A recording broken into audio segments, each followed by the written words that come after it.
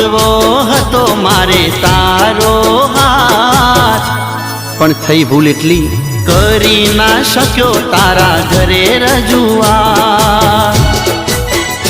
ઓ વળી વળી જોઉં તારા બારણે, ના રે દેખાયા કયા કારણે। વળી વળી જોઉં તારા બારણે, ના રે દેખાયા કયા કારણે।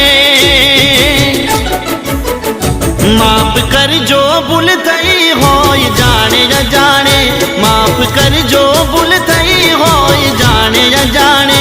ફરી ચહેરો જોવા ક્યારે મળશે એ તો રામ જાણે।